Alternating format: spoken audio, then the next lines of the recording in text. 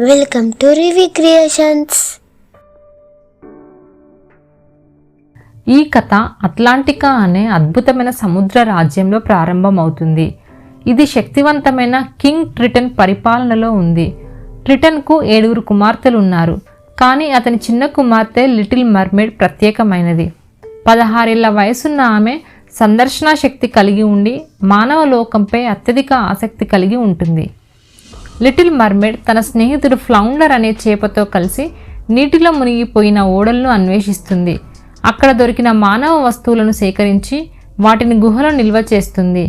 ఈ విధంగా ఆమె మానవ జీవితానికి దగ్గర కావాలని కలగంటుంది. కింగ్ ట్రిటన్ లిటిల్ మర్మెయిడ్ మరియు తన అక్కలతో కలిసి ఒక సంగీత కచేరీ నిర్వహించమని ఆదేశిస్తాడు. సెబాస్టియన్ రాజకీయ సంగీత దర్శకుడు ఈ కార్యక్రమాన్ని పర్యవేక్షిస్తాడు. కానీ లిటిల్ మర్మెయిడ్ ఆ కచేరీకి వెళ్లకుండా ఓడలను అన్వేషించడానికి వెళ్ళిపోతుంది.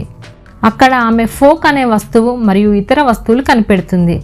అయితే ఒక పెద్ద చేపతో తలబడి లిటిల్ మర్మెయిడ్ మరియు ఫ్లౌండర్ తప్పించుకొని బయటకు వస్తారు.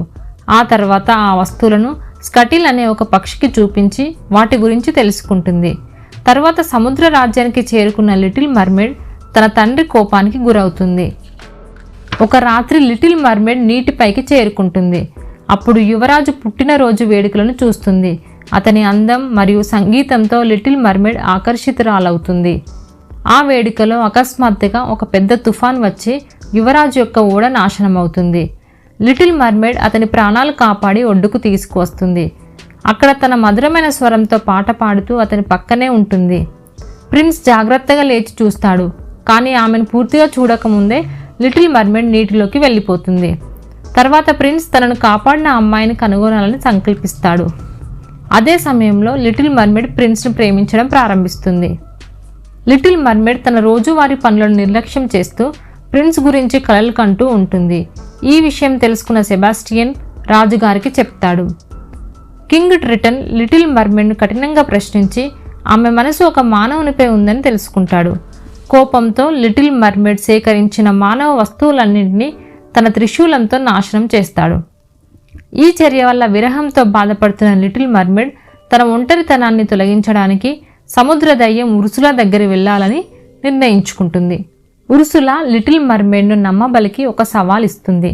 తన స్వరం త్యాగం చేస్తే మానవ కాళ్ళని ఇస్తానని ఉర్సులా చెబుతుంది. కానీ ఒక నియమం ఉంది. 3 రోజుల్లో ప్రిన్స్ నుండి ఒక ముద్దు పొందాలి. అది సాధించలేకపోతే లిటిల్ మర్మెయిడ్ తిరిగి మర్మెయిడ్గా మారి ఉర్సులాకి బానిసగా మారుతుంది. లిటిల్ మర్మెయిడ్ తన ప్రేమ కోసం ఈ ఒప్పందాన్ని అంగీకరిస్తుంది. ఉర్సులా మంత్రం వేసి ఆమె స్వరాన్ని తీసుకుంటుంది మరియు లిటిల్ మర్మెయిడ్ మానవురాలిగా మారుతుంది. మానవ రూపంలో ఉన్న లిటిల్ మర్మెయిడ్ ఒడ్డుకు చేరుతుంది. ప్రిన్స్ ఆమెను కనుగొంటాడు. ఆమె మాట్లాడలేకపోయినా ఆమె భాషరహిత చర్యలు మరియు స్వభావం అతన్ని ఆకర్షిస్తాయి. లిటిల్ మర్మెయిడ్ తన కొత్త కాళ్ళతో నడవడం ఇబ్బంది పడుతుంది. ఆ సమయంలో ప్రిన్స్ సహాయం చేస్తాడు.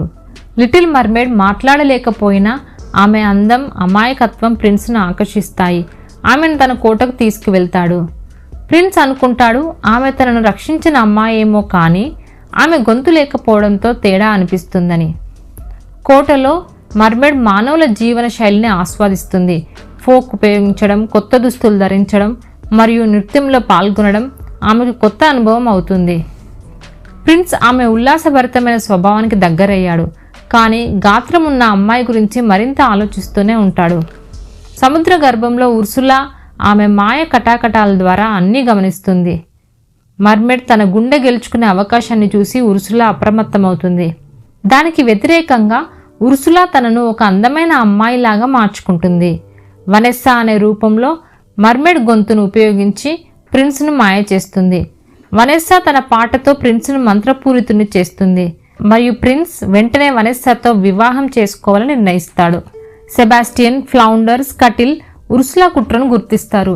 స్కటిల్ వనెస్సా పాటను వింటాడు. ఆమె మర్మెయిడ్ గొంతును ఉపయోగించిందని అర్థం చేసుకుంటాడు. వెంటనే ఈ విషయాన్ని మర్మెయిడ్కి చెప్తారు. ఇది తెలుసుకున్న మర్మెయిడ్ పెళ్లి ఆపేందుకు ప్రయత్నిస్తుంది. ఈలోగా ప్రిన్స్ తన వివాహాన్ని ప్రకటిస్తాడు. వివాహం సాయంత్రం సముద్రం మధ్య ఓడలో జరగనుంది.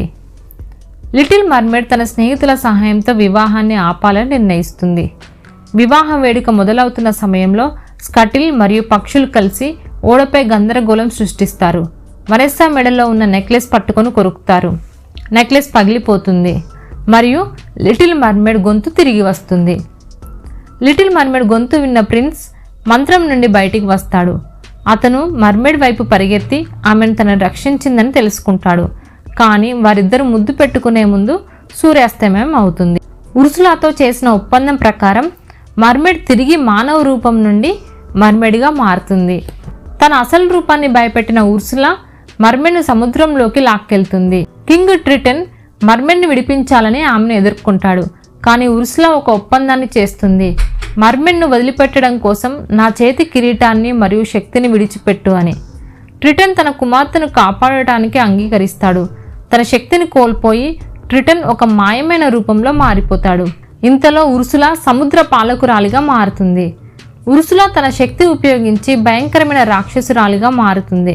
సముద్రం గర్జిస్తుంది, తుఫాను వస్తుంది మరియు మంచి నౌకలను తునాతునుకలు చేస్తుంది. ప్రిన్స్ ధైర్యంగా తన నౌకను నియంత్రించి ఉర్సులాను ఎదుర్కొంటాడు. చివరికి అతను నౌకను ఉర్సులా వైపుకు నడిపి ఆమె పైన ఉన్న హ్యాండిల్తో చంపేస్తాడు. ఉర్సులా మరణంతో ఆమె మాయాశక్తి తెలిగిపోతుంది. ట్రిటన్ తిరిగి తన అసలు రూపంలోకి మారతాడు. లిటిల్ మర్మెడ్ తిరిగి స్వేచ్ఛ పొందుతుంది. లిటిల్ మర్మెడ్ ప్రేమ నిజమైనదని గ్రహించిన కింగ్ ట్రిటన్ ఆమెను సంతోషంగా చూడాలని నిర్ణయించుకుంటాడు. ఆమె శాశ్వతంగా మానవురాలిగా మారేందుకు తన త్రిశూలాన్ని ఉపయోగిస్తాడు. లిటిల్ మర్మెడ్ మరియు ప్రిన్స్ ఓడలో గొప్ప వివాహాన్ని జరుపుకుంటారు. సముద్ర జీవులు మరియు మానవులు ఇద్దరూ కలిసి వేడుకలో పాల్గొంటారు. ట్రిటన్ సముద్రం నుండి ఈ వేడుకను చూసి తన కుమార్తె సంతోషంగా ఉన్నందుకు గర్వంగా ఫీల్ అవుతాడు.